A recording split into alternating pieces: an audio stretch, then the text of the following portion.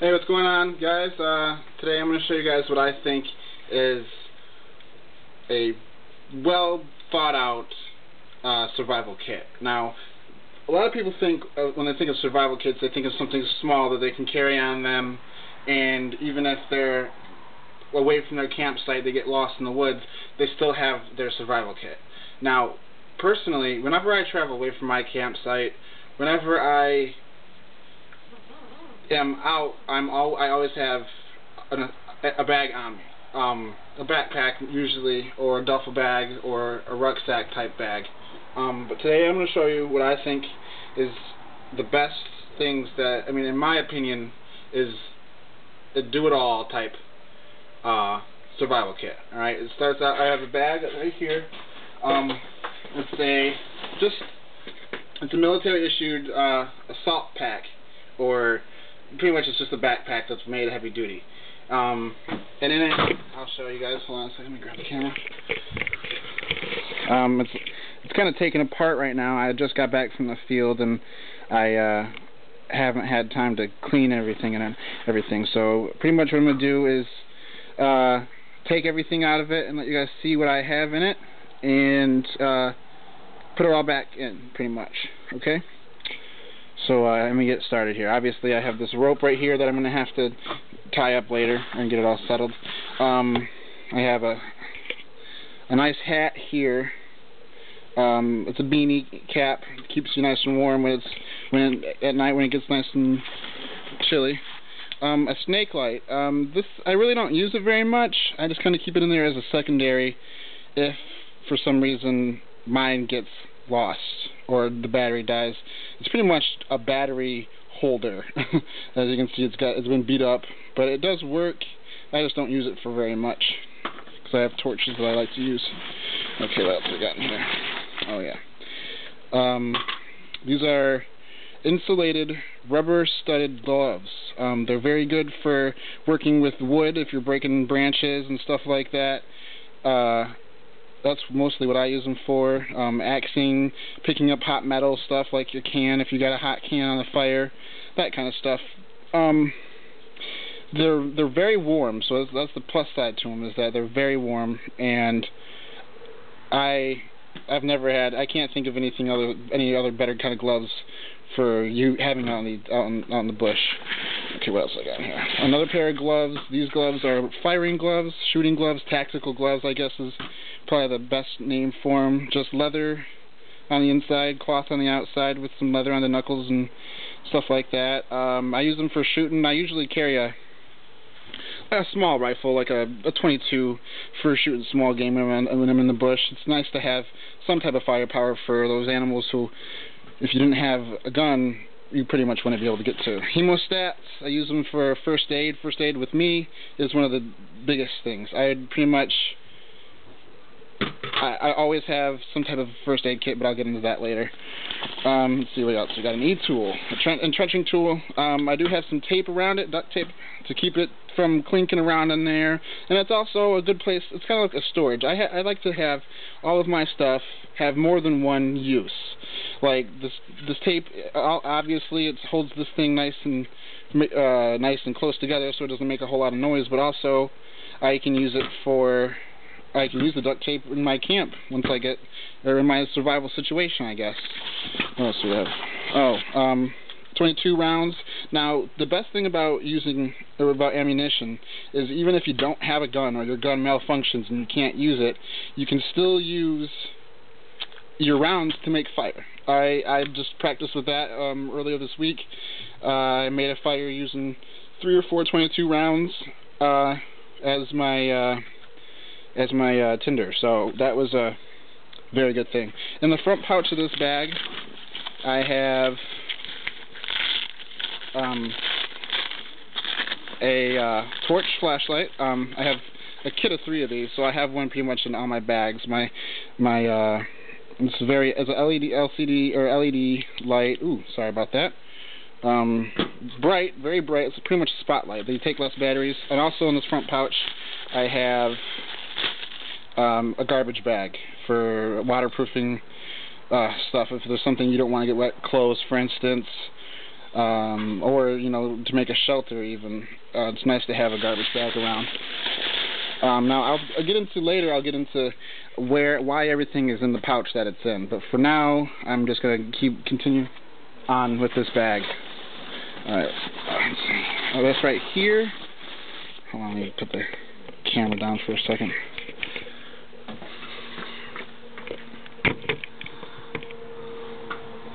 This right here is another garbage bag with clothes in it. My military experience has taught me a lot of things about how to pack. It's very important to pack things to where you can fit as much into the smallest area possible. And you want everything to where it's easy to grab without taking everything out to get to it.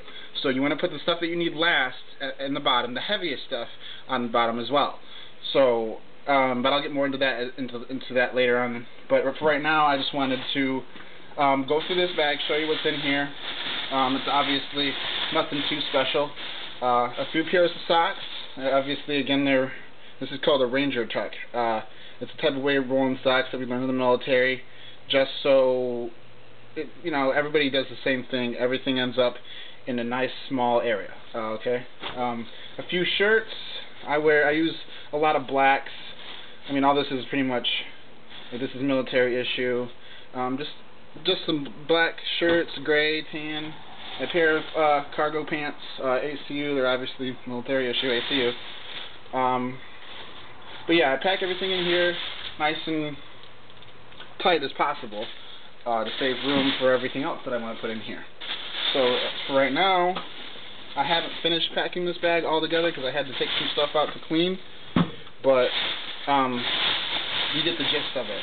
This bag needs to be replaced. It does have a hole in it that I put in here when I was out in the field the last time. Now, you want to get this tight as possible, airtight as possible. Okay. So there's that. And we got it right here. I have a weapon here.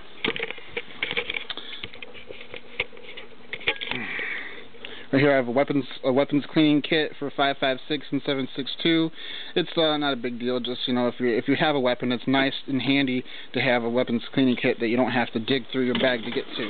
And over on this side of this bag is another first aid kit. I'll get into that in a minute. I just want to go through everything else that I take with me. This right here is a waterproof bag. I need to replace it again. Now, this was kind of, makeshift waterproof bagging. I had to, hold on one second. Sorry, guys. I had to, I used a bag that didn't close very well, so I had to use duct tape to keep it closed, and that didn't go very well for me, so I'm actually going to switch this out while I'm here. Okay, so let me get everything out of the bag, and I'll show you it piece by piece. Now, everything I have in my kit, I try to have 2 uses for everything. Alright, I want everything to be worth its weight, right? So what I have here is waterproof paper with some, measuring units on it and stuff like that. Just something that, if you want to make like a patrol map, it's perfect waterproof paper. If it's raining out, patrol maps work perfect in a hostile situation when you're stuck, in survival. It's key. Okay. Anyways, I don't want to get stuck on one thing. I got a few candles. Just emergency candles to keep you going if things don't get you too down. A pack of batteries, 4 batteries, AA. A battery cell full of triple AAA batteries. A lighter and a deck of cards. Just something to keep your mind occupied while you're out in a bad situation if you have somebody to play with.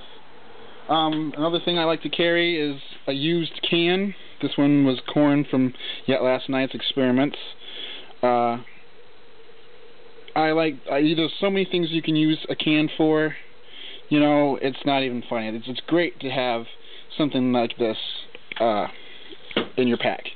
All right, what else I got here? Oh yeah, rope is extremely, extremely useful in a situation, in a hostile situation in the bush. You can pretty much use it for just about anything, making traps for small game. Usually I have 550 cord, but I use it all out in the field, so I don't have any right now. But this is 50 meters of pretty heavy-duty stuff. This is really good rope. I can actually make a harness, a rappelling harness that I actually have I'll be making an episode about how to make how to make a Swiss seat.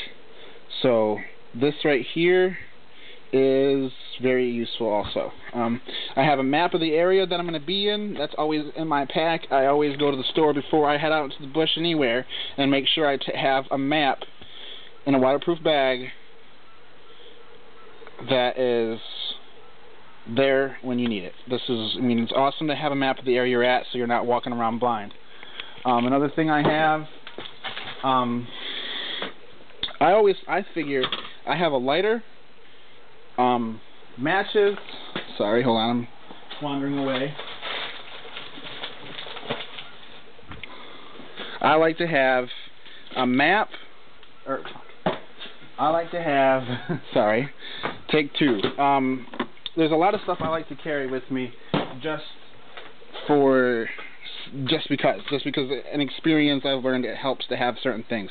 Now, when it comes to building fire, I like to have at least two means of making fire. Now, as you see here, I have a little match kit. That's a waterproof match kit with a little flint on the bottom. And then I have a fire starter right here, magnesium. This is very useful. You can use it and use it and use it. I don't like lighters because they run out of fluid. They don't work if they're wet. Some like stuff like that. This is waterproof matches. You can never have enough matches. Obviously, a headlamp is nice to have, so you don't have to hold your flashlight when you're building a tent at night or wherever if you're stuck in a bad situation. And obviously, in the boreal forest, where I'm at in Michigan, it's pretty much thick boreal forest. It's nice to have a hatchet. This is like a machete in the jungle. I mean, it is nice. It is very good to have a hatchet. This one is very dull, and I really need to get a new one, but it still gets the job done. As far as I can tell, that's about it. I also like to have this. I know it looks like an Altoids can, which, that's exactly what it is. But I use it for lots of different things. You want to hold something and keep it tough, something that's going to get beat up, something you don't want to get wet. It's nice to have something that you can put it in. And this is a very, very useful tool. Everything has its use. Everything. But that's my kit. Everything is kind of sprawled out here right now. I realize that. But, this is just the part one. I gotta cut it off because it's getting pretty long. But this is part one. And hold on a second.